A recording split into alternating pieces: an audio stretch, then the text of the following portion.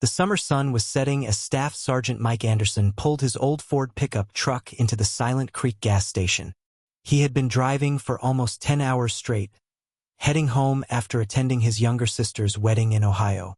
His dark blue Army uniform was wrinkled from the long drive, but he still wore it with pride. After 15 years in the Army and 3 tours in Afghanistan, the uniform felt like a second skin to him. The gas station was located on a quiet stretch of highway, surrounded by thick forest on both sides. As Mike parked near pump number 4, he noticed 6 large motorcycles parked in front of the store. Their chrome parts gleamed in the evening light, and loud rock music was playing from somewhere nearby. Just a quick stop, Mike thought to himself. He needed to use the bathroom, grab some coffee, and fill up his truck before continuing the last 3 hours of his journey to Fort Bragg. His muscles were stiff from sitting too long, and his eyes felt heavy with tiredness. After filling up his truck, Mike grabbed his wallet and walked towards the store. Near the entrance, he saw 4 rough-looking men in leather vests sitting on a wooden bench. They were drinking beer and laughing loudly. Empty beer cans scattered around their feet, and the smell of cigarette smoke hung in the air. The bikers gave Mike dirty looks as he walked past them. One of them spat on the ground near his boots, but Mike ignored it. Years of military training had taught him to stay calm and avoid unnecessary trouble. Inside the store, he nodded politely to the elderly cashier, a thin man with gray hair who looked nervous as he watched the bikers through the window. "Bathroom key?" Mike asked quietly. "Around back, son," the cashier replied, pointing to a door at the side of the building. "It's unlocked. Be careful, though. Those fellas out there have been causing trouble all evening. I already called the sheriff, but it'll be another 30 minutes before anyone gets here." Mike thanked him and bought a large coffee. As he walked towards the bathroom, he could feel the bikers watching him. His combat instincts, sharpened by years of dangerous missions, told him something wasn't right. The way the men were looking at him, their body language, the fact that there were 6 bikes but only 4 men visible, it all set off warning bells in his head. The bathroom was around the corner of the building, hidden from view of the store's front. It was a single room with old yellow walls and flickering fluorescent lights. Mike closed the door behind him and quickly checked the small window. It was too small for a person to climb through, which meant only one way in or out. He had just finished washing his hands when he heard heavy footsteps outside. The door handle turned slowly, and Mike's body automatically shifted into a defensive stance. His mind now fully alert, all traces of tiredness gone. 15 years of military training had taught him to be ready for anything. The bathroom door opened, and 3 large men stepped inside. They were wearing the same leather vests as the bikers outside, with patches showing they belonged to a local motorcycle gang. The biggest one, who had a long gray beard and tattoos covering his arms, gave Mike an ugly smile. "Well, look what we got here, boys," the bearded man said, cracking his knuckles. "A little soldier boy all alone." Mike stayed silent, his eyes calmly studying each man. He noticed their stances, their builds, the way they moved. 2 were carrying knives in their belts. The 3rd had brass knuckles partly hidden in his vest pocket. They had positioned themselves to block the door, an amateur mistake that told Mike they were used to fighting scared civilians, not trained soldiers. "You boys might want to think carefully about your next move," Mike said quietly, his voice steady and controlled. He placed his coffee cup carefully on the sink counter, his movements slow and deliberate. The bikers laughed, not understanding that Mike's calm voice wasn't a sign of fear. It was a final warning. They had no idea they were about to learn a very painful lesson about judging people by their appearance. The bearded biker took a step forward, his boots making heavy sounds on the dirty bathroom floor. He was at least 6 feet tall and probably weighed close to 300 pounds. His 2 friends moved to either side, creating a half-circle around Mike. The small bathroom suddenly felt even smaller. "You know what we do to military types around here?" The bearded man growled, pulling out a switchblade from his pocket. The blade clicked open, reflecting the dim bathroom light. "We teach them some respect." Mike didn't move. His mind was already calculating distances, angles, and potential moves, just like he'd been trained to do. He noticed that the biker on the left was favoring his right leg slightly, probably from an old injury. The one on the right was breathing heavily, out of shape. The leader in the middle was strong but slow, based on how he moved. "Last chance," Mike said calmly, his hands relaxed at his sides. "Walk away now, and we can all go home without any trouble." The bearded biker laughed, showing yellow teeth. "Look at this guy trying to act tough. What are you gonna do, soldier boy, call in an airstrike?" Without warning, the biker on the right lunged forward, trying to grab Mike's shirt. It was exactly the kind of amateur move Mike had expected. In one smooth motion, Mike stepped slightly to the left, letting the attacker's momentum carry him forward. As the biker stumbled past, Mike's elbow came down precisely on the back of his neck. Not hard enough to cause serious damage, but enough to send him crashing face first into the bathroom wall. The bearded leader's eyes widened in surprise. He hadn't expected Mike to move so fast. Before he could react, Mike had already stepped into his personal space. The big biker swung his knife in a wild arc, but Mike was no longer there. Years of close-quarters combat training took over. Mike caught the knife hand at the wrist, twisted sharply, and applied pressure to exactly the right point. The blade clattered to the floor as the biker leader howled in pain. In the same fluid movement, Mike kicked the knife away under one of the stalls. The third biker pulled out his brass knuckles and threw a heavy punch at Mike's head. Mike ducked under it easily.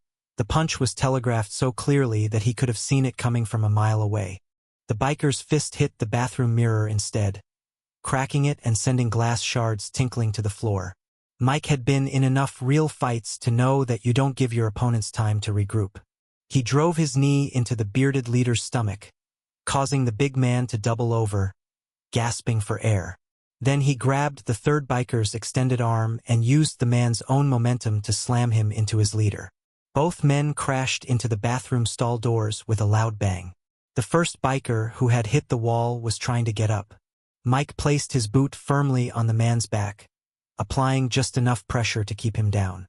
"Stay down," he ordered in his command voice, the same tone used to control chaotic situations in combat zones. "It'll hurt less that way."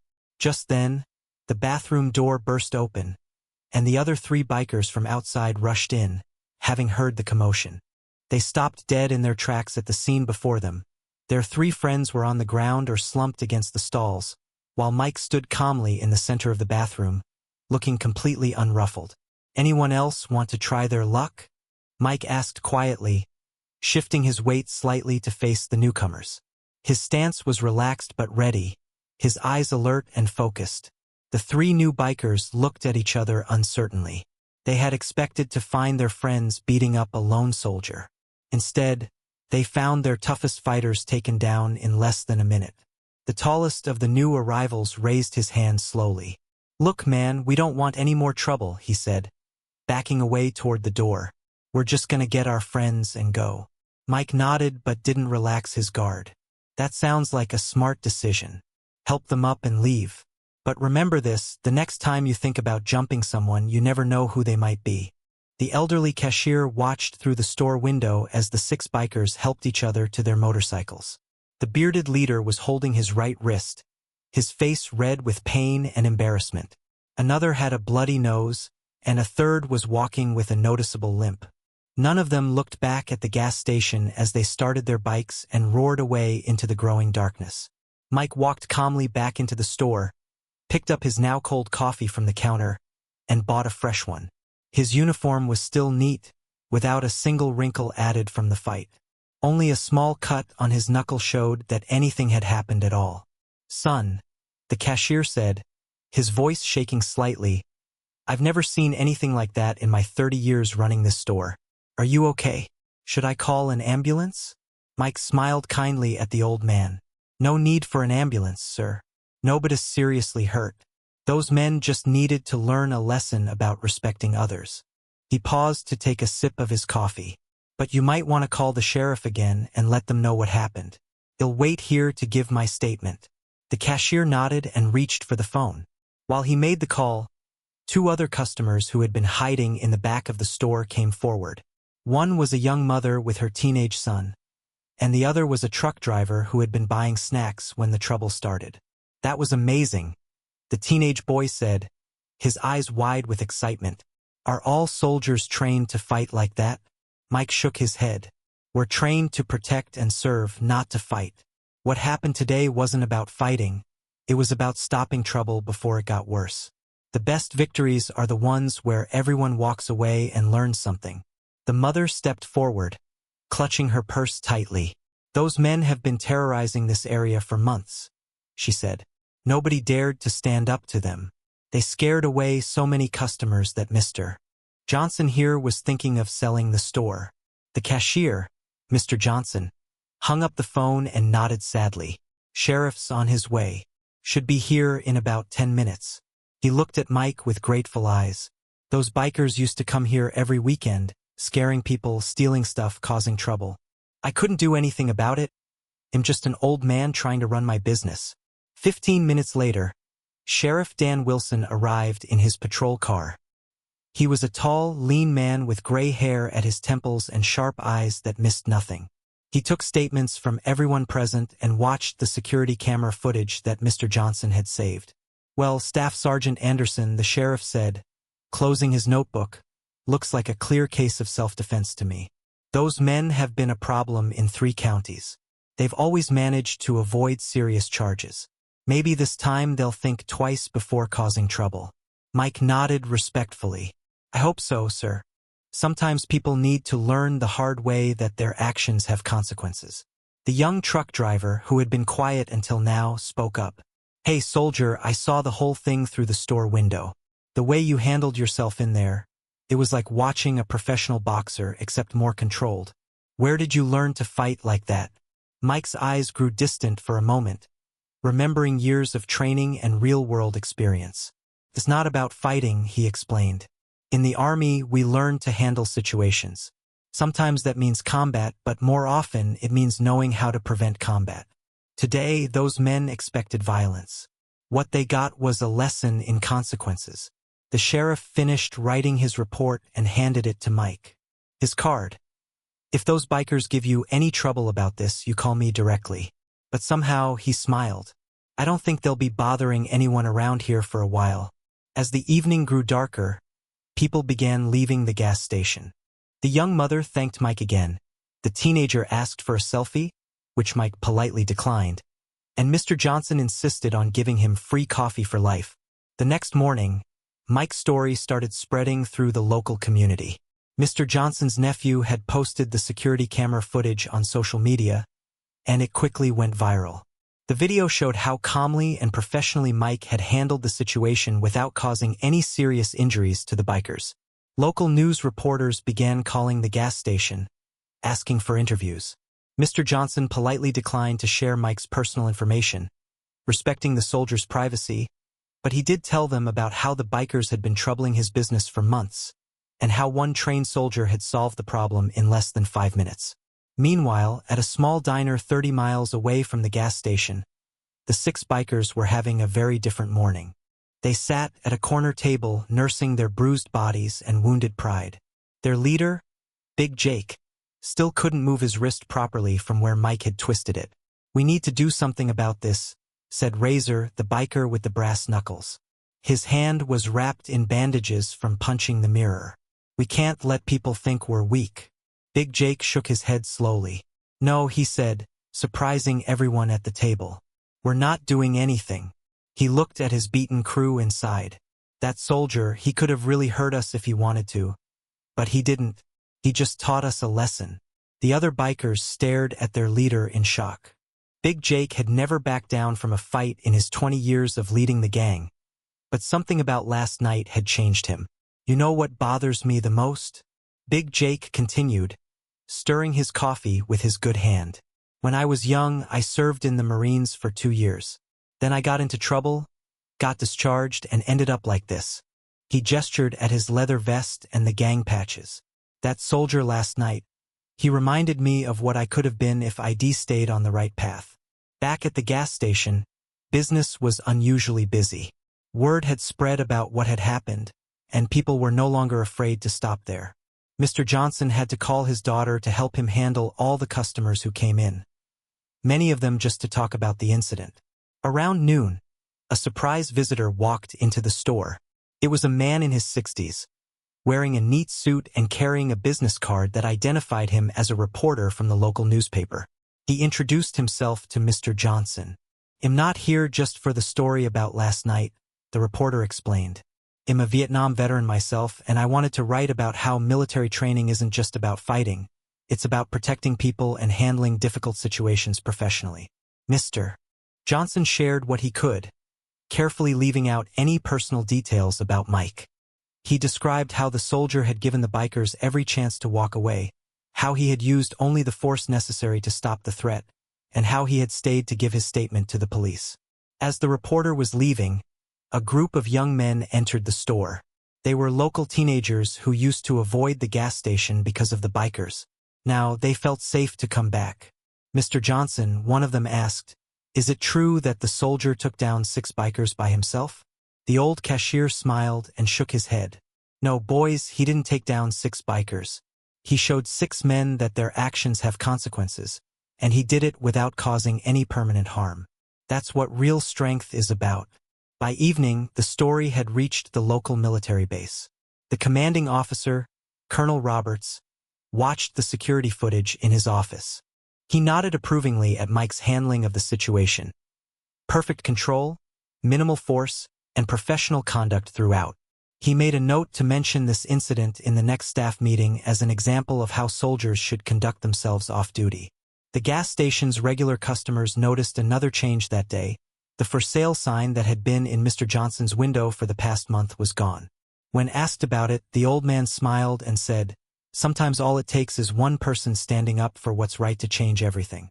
3 days after the incident, Big Jake sat alone in his small apartment, looking at an old photo album. His bandaged wrist was healing, but something deeper had changed inside him. The photo in his hands showed a younger version of himself in a crisp Marine uniform, standing proud at graduation. That was 15 years ago, before everything went wrong. The encounter with Mike had awakened something in him that he thought was long dead. His sense of honor. He picked up his phone and made a call he never thought he would make. "Hey, Tommy," he said to his son, whom he hadn't spoken to in 5 years. "His dad. I know I've messed up, but I'd like to talk if you're willing." Meanwhile, at Fort Bragg, Mike was surprised to find Colonel Roberts waiting at his office. The colonel held up a tablet showing the viral video from the gas station. "Staff Sergeant Anderson," Colonel Roberts said with a slight smile, "it seems you've become quite famous in Virginia." He placed the tablet on the desk. "I've received calls from 3 different news stations wanting to interview you about how military training can be used responsibly in civilian situations." Mike stood at attention. "Sir, I was just trying to get home without any trouble." "At ease, Anderson," the colonel replied. "You did exactly what we train our soldiers to do. You showed restraint, gave clear warnings, and used minimal force to control the situation. But there's something else you should know." The colonel handed Mike a letter. It was from Mr. Johnson, the gas station owner. The old man had written to the base commander, praising Mike's actions and explaining how one soldier's professional conduct had helped restore peace to their small community. Back at the gas station, things were changing. Mr. Johnson had hired 2 high school students to help him run the store, something he'd been afraid to do before because of the bikers. One of them was Tommy, Big Jake's son, who needed a part-time job while attending community college. That afternoon, something unexpected happened. Big Jake walked into the store alone. He wasn't wearing his biker vest, just a plain work shirt. The store went quiet as he approached the counter where Mr. Johnson stood. "Sir," Big Jake said, his voice rough but sincere, "I came to apologize. What I did wasn't right. That soldier made me remember something I'd forgotten. That strength isn't about intimidating people. It's about protecting them." Mr. Johnson studied the big man's face, seeing genuine regret in his eyes. "Apology accepted," he said finally. Then he looked over at Tommy, who was stocking shelves, pretending not to listen. "Family is the most important thing we have. Sometimes we all need a reminder of that." Big Jake turned and saw his son. Their eyes met for a moment, and though no words were spoken, something passed between them. A small spark of hope for rebuilding what was broken. Later that evening, Mike received another surprise. A letter arrived from the local sheriff's department. Inside was a handwritten note from Sheriff Wilson. Thought you'd want to know. Big Jake and his crew turned themselves in for some outstanding warrants. But more importantly, Jake's enrolled in a veteran support group and is working to turn his life around. Sometimes the best fights are the ones that change lives instead of ending them. Thank you for showing us that. At the base, Colonel Roberts used the security footage in a training session for new recruits. This, he explained, is what we mean by being a soldier 24 hours a day. Staff Sergeant Anderson didn't just defend himself. He showed mercy, professionalism, and the kind of judgment we expect from our best soldiers. The recruits watched carefully as the video showed Mike giving the bikers multiple chances to walk away. One young recruit raised his hand. "Sir, why didn't he just knock them all out?" He clearly could have. The colonel paused the video. Because a true soldier's greatest weapon isn't his fists or his fighting skills. It's his judgment. Staff Sergeant Anderson didn't just win a fight. He changed lives that day, and he did it by remembering that every person, even an enemy, deserves a chance to make better choices. 2 months after the gas station incident, Mike was driving the same route again. He needed to make another trip to Ohio to help his sister move into her new house. As he approached the familiar gas station, he decided to stop for coffee, curious to see how things had changed. The difference was remarkable. The old building had a fresh coat of paint, and bright flowers grew in new planters near the entrance. The parking lot was full of cars, and a now hiring sign hung in the window. Mike smiled as he parked his truck next to a shiny motorcycle. Not a gang bike, but a respectable Harley-Davidson with veteran plates. Inside, the store was buzzing with activity. Mr. Johnson was behind the counter, showing a new employee how to use the cash register. When he saw Mike, his face lit up with recognition. "Well, look who's back," the old man called out cheerfully. "Tommy, come see who's here." A young man in a store uniform came out from the stockroom. Mike noticed he had the same strong build as Big Jake, but his face was younger and carried none of the hardness his father's had shown. "Sir," Tommy said, extending his hand to Mike, "I've been hoping to meet you. You're the soldier who changed my dad's life." Before Mike could respond, the bell above the door chimed. Big Jake himself walked in, wearing clean work clothes with a construction company logo. He stopped short when he saw Mike, his expression a mix of surprise and embarrassment. "Staff Sergeant Anderson," Big Jake said formally, using Mike's rank, "I was hoping to get to see you again." He straightened his back, almost standing at attention, a glimpse of his military past showing through. Mike studied the man before him. The angry biker was gone, replaced by someone who looked more like the Marine he had once been. "How's the wrist?" Mike asked with a slight smile. "Healed up fine," Big Jake replied, then added seriously, "but the real healing was somewhere else. After that night, I finally faced some truths about myself. Started attending VA meetings, reconnected with Tommy here, even got a steady job in construction." Mr. Johnson brought over coffee for everyone, and they sat at a small table near the window. The old cashier had installed it recently, part of his plan to make the store more welcoming. "The other guys from my crew," Big Jake continued, "they've made changes too. Razor went back to school. He's learning to be an auto mechanic. 2 others moved away to make fresh starts. The last one joined me at the construction company." Tommy spoke up, pride clear in his voice. "Dad's even helping coach Little League now. The same kids who used to run away when they saw him coming now high-five him at games." Mike listened, sipping his coffee thoughtfully. "Sometimes all people need is a wake-up call," he said, "a chance to remember who they really are." Just then, Sheriff Wilson walked in. Head made it a habit to stop by the gas station regularly, though these days it was just to enjoy a coffee and chat with the regulars. He joined their table, adding his own observations about how the community had changed. "Crime's down 40% in this area," the sheriff reported. "Other store owners tell me they feel safer, and it all started because one soldier decided to handle a bad situation the right way."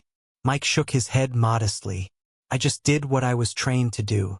The real heroes are the people who choose to change their lives for the better," he said, looking meaningfully at Big Jake. As the afternoon sun streamed through the window, more customers came and went. Some were locals who now used the gas station as a meeting place. Others were travelers stopping for refreshments. All of them noticed the positive atmosphere that had replaced the tension of the past. Before Mike left to continue his journey, Big Jake asked him one last question. "That night, you could have really hurt us if you wanted to. Why didn't you?" Mike adjusted his uniform cap and smiled. "Because sometimes the strongest thing you can do is show mercy. It gives people a chance to find their way back to who they're meant to be." 6 months had passed since Mike's chance reunion at the gas station. On a crisp autumn morning, he received an unexpected invitation in his mail at Fort Bragg. It was from the small Virginia town where the gas station was located. They wanted him to be the guest of honor at their annual community. Mike's first instinct was to politely decline. He had never sought recognition for his actions that night. But when he saw that the letter was signed by both Sheriff Wilson and Mr. Johnson, he reconsidered. Colonel Roberts encouraged him to attend, seeing it as a positive example of military-civilian relationships. The celebration was scheduled for a Saturday in October. As Mike drove into town, he barely recognized the area around the gas station. What had once been a troubled spot was now a thriving community hub. The station itself had expanded, adding a small diner section where travelers and locals could sit and eat. The parking lot had been transformed into a festival space. Colorful banners hung between light poles, and families walked around various booths and displays.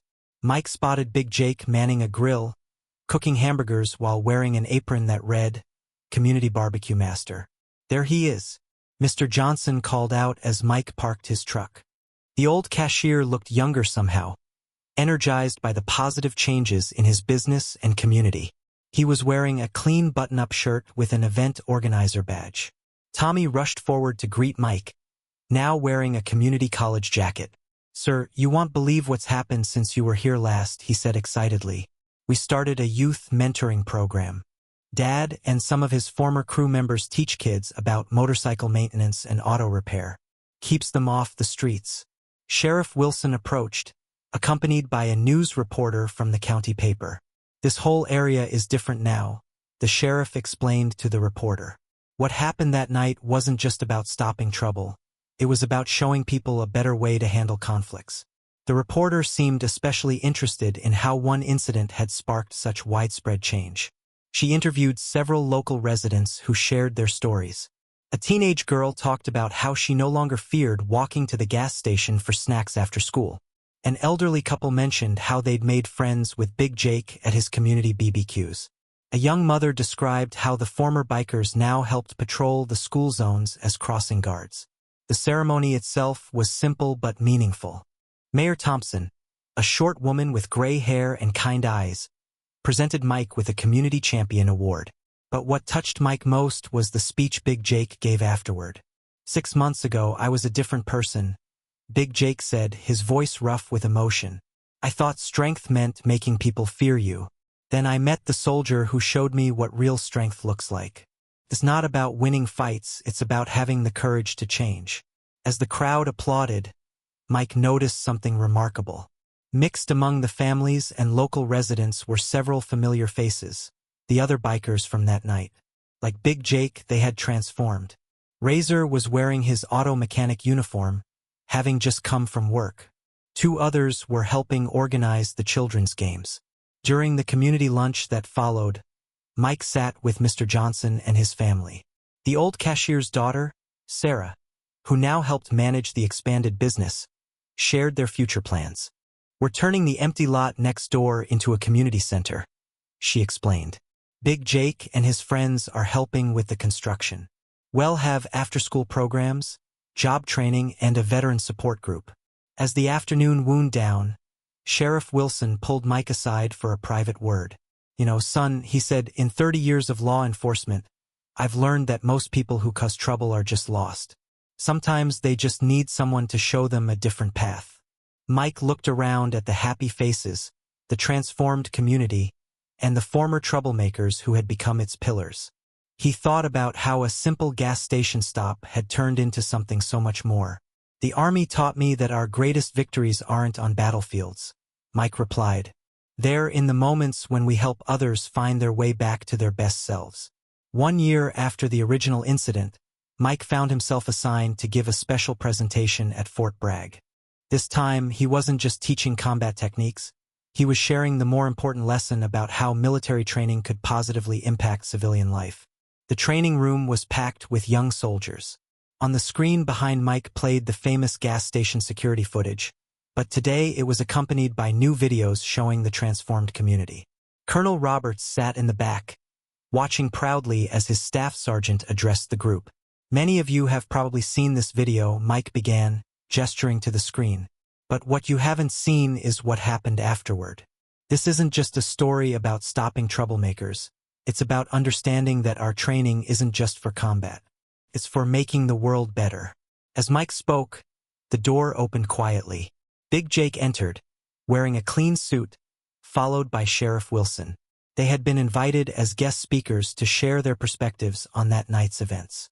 "A year ago, I was the bad guy in the story," Big Jake told the silent room of soldiers. "I thought I was tough because I could scare people. Then I met Staff Sergeant Anderson, who showed me what real strength looks like." He paused, his voice growing serious. He could have seriously hurt us that night. Instead, he gave us a chance to change. Sheriff Wilson stepped forward next. "Since that night, our county's crime rate has dropped by 60%. The gas station that was once a trouble spot is now a community center. Former troublemakers are now community leaders. All because one soldier remembered that his training was about protecting people, not hurting them." Mike then shared something he hadn't told anyone before. "That night, when I walked into that bathroom, I wasn't thinking about fighting. I was remembering my sergeant's words from basic training. The strongest warrior is the one who knows when not to strike." The presentation included photos of the transformed gas station area, the new community center built nearby, the mentoring program for troubled youth, and the veteran support group that Big Jake now helped lead. The young soldiers watched intently as they saw how one incident had created a ripple effect of positive change. After the presentation, a young private raised his hand. "Sir, what's the most important lesson we should learn from this?" Mike thought for a moment before answering. "The most powerful weapon we have isn't in our hands. It's in our hearts and minds. Every situation is an opportunity to either escalate or educate. Choose wisely." Later that evening, Mike, Big Jake, and Sheriff Wilson sat in the base cafeteria, sharing coffee and reflecting on the year's events. Mr. Johnson had sent fresh cookies from the gas station's new bakery section, which had become famous in the county. "You know what's funny?" Big Jake said. "My son Tommy is now thinking about joining the military. Says he wants to help people like you did, Mike."